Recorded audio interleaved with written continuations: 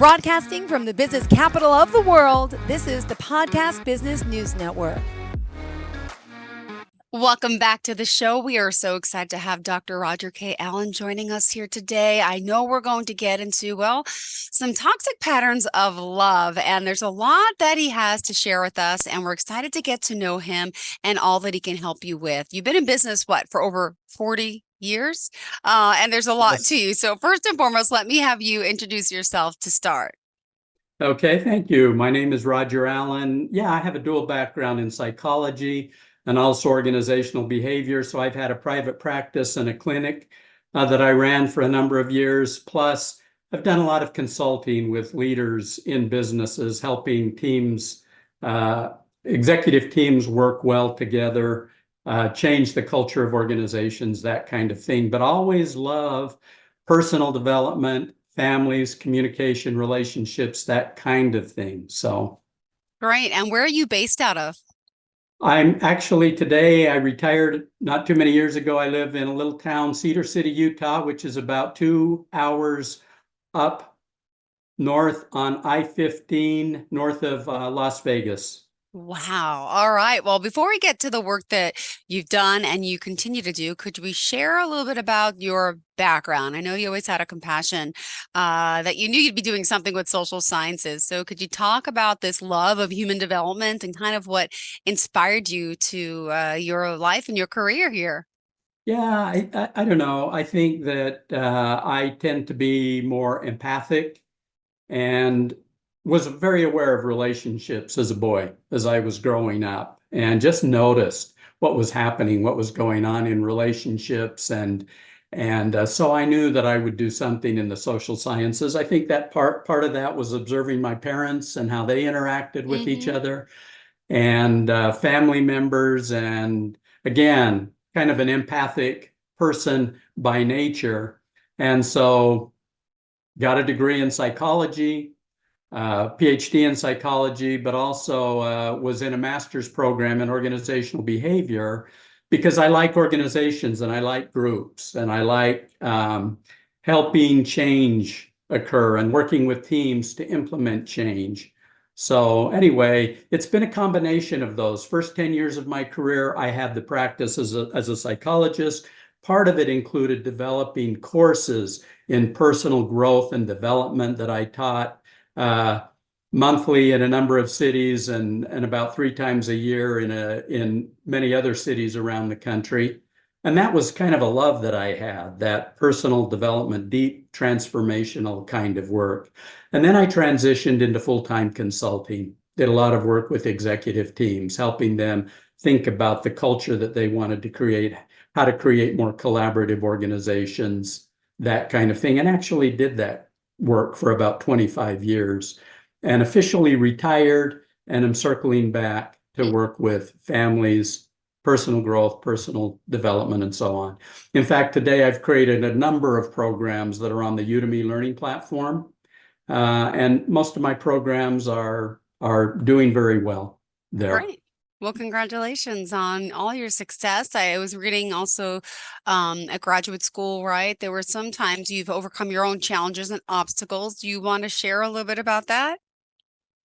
Well, that was one of if we talk about interpersonal relationships, a time when I really learned about communication and the importance of, I have a model I call the maturation model, but it's developing a strong sense of self, who I am, what I feel, what I think, what I believe, what I value, what I stand for, but also developing an equivalent amount of empathy and compassion for other people. And I think good relationships are bringing those together. And one of the earliest experiences I had, I was invited to be part of a family therapy clinic in Minneapolis, where I went to school.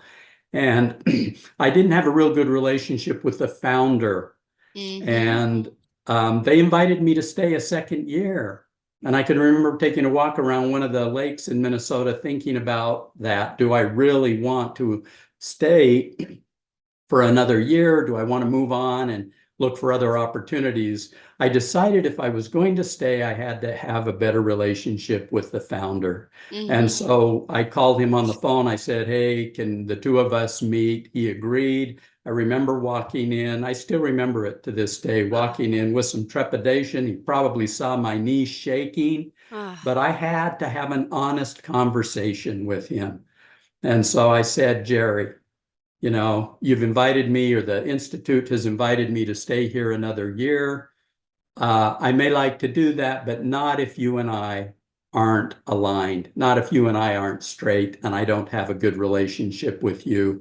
That's where this needs to start. And so I was very honest with him. I said, I'm not sure you even wanted me to be here. I'm not sure how much you value me. Uh, and I've just got to level with you about that and tell you that whatever your answer is, I'm okay with. I can handle that. Well, he did open up and he said, yeah, Roger, it wasn't me who brought you in. It was, another member of our staff. I didn't know you. You were very inexperienced. Most of our interns are very experienced, high level, have been out in the community practicing for a number of years. But he said, I really respect the fact that you were willing to come in here and talk to me today. I know that took courage. I appreciate your honesty, your disclosure. And yeah, I would like you to stay another year. And so I did. But for me, it was an experience even more important than the fact that I stayed, was the fact that I took the risk to talk to Yeah. somebody who had a lot of power, frankly, over me. And just engaging in that kind of sensitive conversation, I think, has been very much at the heart of everything I've done.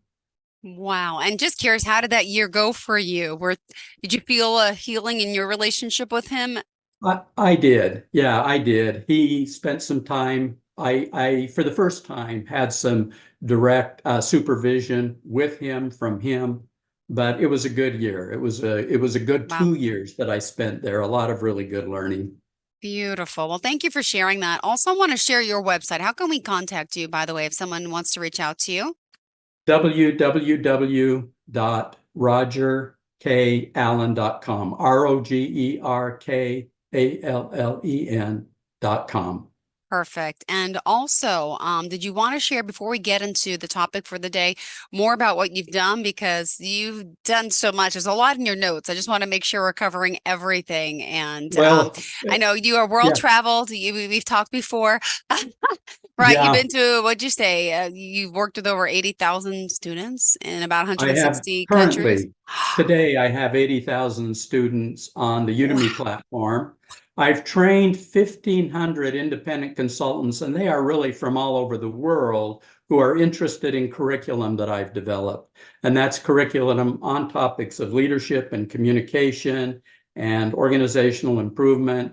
But 1,500 independent consultants have Amazing. certified in about 70 modules. Each of those are about a half day. So it's around 35 to 40 hours of program, or days, I should say, of curriculum that I've created that people all over the world are using. So hundreds of thousands or millions of employees are using curriculum that I've developed around communication, human relations, um, leadership development, that kind of thing.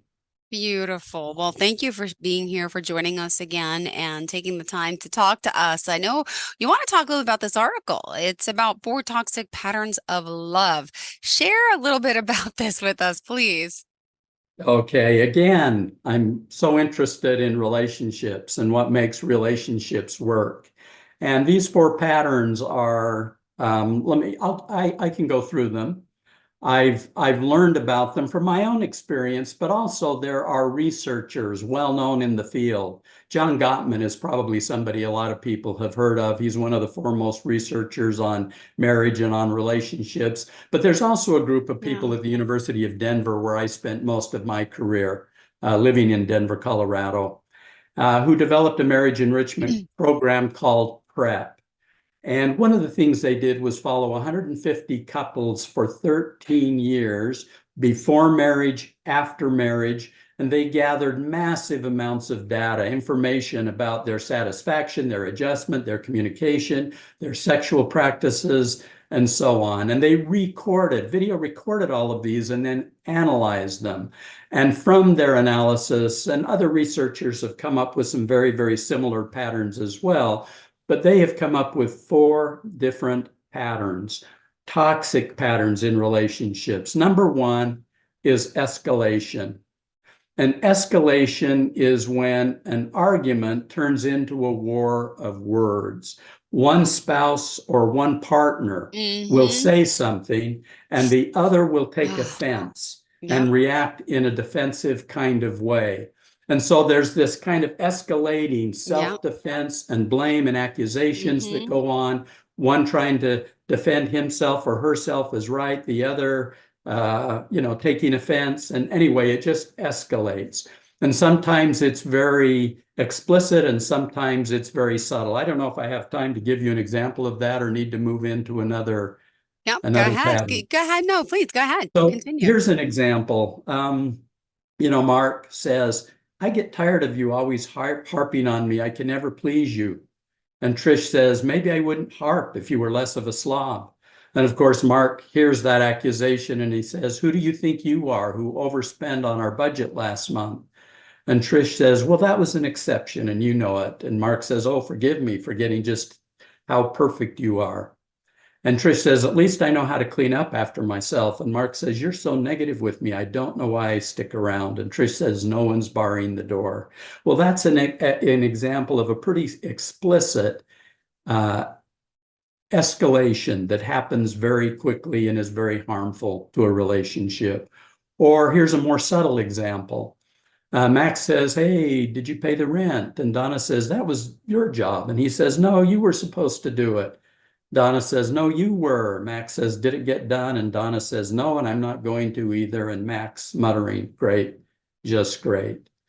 And the truth is, all couples are going to get into arguments and all couples are going to escalate at times. But it's important to recognize when that's happening and find ways to stop it from happening. Find an off-ramp by softening your communication, by using a word that John Gottman talks about, our repair attempts, in which we try to restore a sense of unity. A second toxic pattern is invalidation. And this is a pattern where one person puts down the thoughts, the feelings, or even the character of another. And sometimes, again, it might be really explicit, like, you are just driving me crazy. Or other times it might be more subtle, like, it's not so bad. What happened to you really isn't so bad. Let me give you a couple of examples. Sure. Surya says, I can't believe that you didn't pick up the medicine on your way home. You're always so irresponsible. And AJ, I am not. I usually do the things that you ask. I just forgot. And Surya says, and you think forgetting makes it okay? You're always forgetting things. I can never count on you. And you can hear the accusations that are very unhelpful. And AJ says, well, that's going too far. You've always been able to count on me. And Surya says, not really. As far as I'm concerned, I have to do everything myself. And AJ says, that's not true. I do a lot around here. And Surya says, oh yeah, like what? You're irresponsible like your father. And AJ says, I can't believe how self-righteous and arrogant you are. Well, that's a pretty strong, striking example of invalidation. Let me give you a subtler, which I think is much more common. Sarah is tearing up and she says, I feel so bad about my presentation at work this morning. It didn't go as well as I expected. And Tony says, oh, you were so, or Tony says, oh, I'm sure it went better than you give yourself credit for. You always do such a good job and your boss loves your work. Sarah says, you don't know, you weren't there. It was upsetting to me. And Tony says, true, but you're always thinking the worst. I think you did a nice job. I'm sure you did a nice job.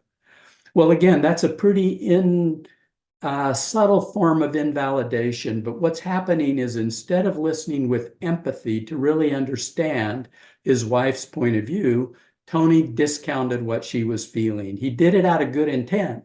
He wanted to cheer her up. He wanted to make her feel better with a message like, hey, it's really not so bad. But what she needs is the space to just be heard and express herself. And so another way of doing that shows validation When Sarah says, I feel so bad about my presentation at work this morning, it didn't go how I expected. If Tony could say something like, wow, I'm sorry to hear that. You had high hopes. Sarah says, yeah. And sometimes I get really concerned about what my boss thinks about me and whether I'll be able to keep my job. Tony said, I had no idea how worried you were. I want to hear more about what you're feeling. Yeah. Now he's tuning in, he's listening, he's validating. Do we have time for another? Yes, let's do it. We are 15 minutes in. So we got, oh my gosh, no, we only have 9 minutes left. Maybe we should move on over. Yeah. Well, let me talk Talk. quickly about a couple of others. One that's very common is pursue and withdraw, a third Ah, toxic pattern. ooh, And that's when ooh, one person, one partner in a relationship yeah. has a concern, brings it up to the other, and that other Yes. tends to withdraw and shut down by stonewalling and tuning out, getting quiet, refusing to talk. And it just provokes the pursuer to pursue all the more, and the more the pursuer pursues, the more the stonewaller shuts down. It becomes a self-reinforcing cycle. And both people need to recognize what's happening. The withdrawer needs to take more responsibility to even control the conversation by saying something like, hey, I'm willing to talk about this, but let's do it at a time that works for me. The person that's pursuing needs to learn to back off and say, hey, I don't want to come on too strong. I recognize this is a sensitive subject, but it is important to me. Can we find a way and a time to talk that would feel okay to you? So anyway, that's pursue and withdraw. And a fourth toxic pattern is a negative interpretation. And that's where one spouse consistently believes that the motive of his or her spouse or his or her partner are more negative than they really are. He or she looks at everything, even good things, through a negative filter. And then these interpretations become cemented into the fabric of the relationship. For example, here's an example. Camilla says, boy, I saw some great flights, airfares to my parents for the holidays. I'm thinking I should go ahead and book them. And Thomas says, I'm not sure we can afford that expense this year. And Camilla says, my parents are very important to me. Even if you don't like them, I'm going to go visit them. And Thomas says, hey, I'd like to go. I really would. But I don't see how we can afford plane tickets and pay for the kids' orthodontics and sports this next year. And Camilla says, you can't be honest with me, can you? You really don't want to go. You don't like my parents. And Thomas says, hey, there's nothing to admit. I enjoy visiting your parents. I'm just thinking about the money, not your parents. And Camilla says, money's an excuse. You never like to visit my parents.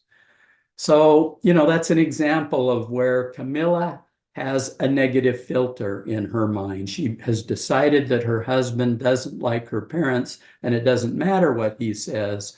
She's made up her mind, and so it's hard for her to be open to another perspective. And that kind of pattern also is common in a relationship, a negative interpretation, but also very harmful, very destructive. So those are very common. Escalation, invalidation, pursue, withdraw, and what one did I miss? Well, it was, you meant pursue and draw Negative the, interpretation. Yeah, the last yes, one. The yes. negative I'm trying to scroll. interpretation. It is a lot. We could go, yeah, talk about the negative interpretations are Yeah, destructive. Yep. right. So those are common, and it's very helpful if couples or if partners can become more aware of the dynamics that are going on and find ways of interrupting them. And by the way, one way of interrupting them, whichever pattern that you get caught up into, is to clarify your outcomes. What do I really want? And when I say outcomes, I'm not even talking about what's the solution I want here, but it's what kind of outcome do I want in our relationship? These are relationship outcomes, like showing respect. I want to come from respect. I want to build trust. I want to preserve unity and goodwill as we communicate. I want to make it safe to talk. I really want to listen. The clearer I can be about that kind of outcome, the more easily I can see when I'm getting into a negative pattern. I give myself an off-ramp. A startup, a soft startup, something that John Gottman says is that a conversation will end the way it started 96% of the time. So if a conversation starts in a soft way, it will end in a soft way. If it starts in a harsh way, it will end in a harsh way. So being aware of how I start up my conversations. Yeah. Using repair attempts when I recognize, hey, this isn't going well. I can say something to kind of acknowledge that and try to get it back on track. I really don't want to fight, or that wasn't very nice about me. Can we start over? Seems like we're escalating. Let's take a little bit of a break. Anyway, there are a lot of things that couples can do when they see that they're getting into a negative pattern to stop that pattern and choose healthier, better responses. Which is what we could all hope for, right? And Yeah. want and do. But so this is amazing. Gosh, you've been in this field for how long, studying human behavior? And out of this article, by the way, it's pretty fascinating because I sat here was reading it and I'm just like, I find myself making these mistakes a lot. I've never been married. Maybe this is why. I'm looking at all these things and I realize even with dating and the boyfriend girlfriend world, it's like I've been Absolutely. down these toxicities. And so the couples that remain healthy and in love, what is the key to their success? Besides not doing these types of patterns, is there any other things that can make the relationship work? I think make it safe for your partner. I mean, if you want to build a good relationship, you need to be willing to make it safe for your partner to talk. We so often want to react defensively but if you can create safe and trusting conditions in which you can allow your partner to express himself or herself to you Yeah. and just listen without reacting. Yeah. Non-defensive listening is a big, big way of building a healthy relationship. Avoid building your case, but be more willing to listen. Be willing to be vulnerable. So true. Being vulnerable means that we take off a protective shield and come from a softer kind of place. And vulnerability is a way we build strong relationships. There are actually many, many things that we can do. Many things that we learn from research. Just having talk time every day, not to talk about controversial subjects, but to talk about the day and how the day has gone. Those couples who spend more time just chit-chatting together are going to have stronger relationships. Plus, those couples who take more time to really get to know each other. What are your dreams? What are your fears? What are your aspirations? What was the hardest thing that happened to you today? What was the best thing that happened? As we have that kind of communication, it's really building a bond and relationship. And by the way, the article that you're reading is found on my webpage in my blog. Have a ton of articles that I've written through the years that, in addition to products that people can find on my webpage, there are many, many articles. And by the way, the program that I've created that's about a 6-hour online video program on marriage is rated 4.8 out of 5. It gets very, very high ratings. It's a bestseller on Udemy, called Creating a Happy Marriage and Loving Relationship. But anyway, people can find that on my webpage, as well as many, many articles related to a lot of different topics, but many articles related to, relationships and communication. Got it. Well, thank you so much. If we want to reach out to you, how can we do that? www.rogerkallen.com.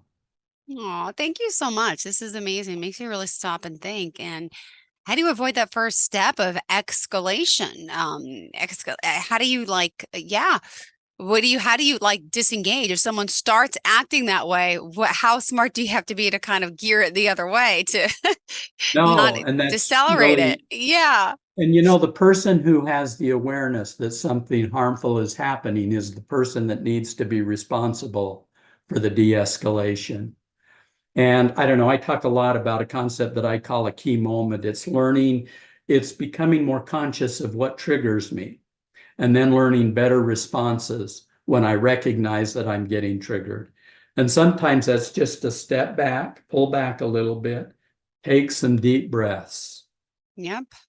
And engage in a different way. All right. Engage by being willing to listen. Usually, if my partner is triggered and upset, I need to be able to become a non-defensive listener and give them the emotional space that they need to talk about whatever they're talking about. Great. That's a way we disengage. All right.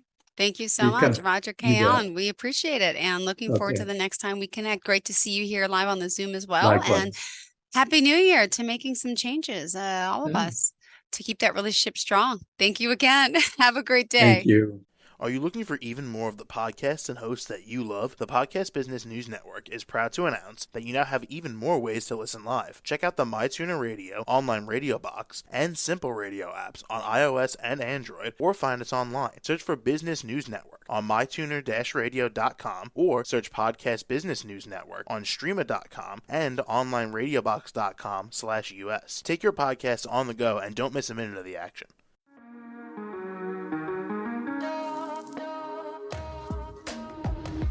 Broadcasting from the business capital of the world, this is the Podcast Business News Network. For nearly 2,000 severely injured veterans, everyday life has become filled with barriers.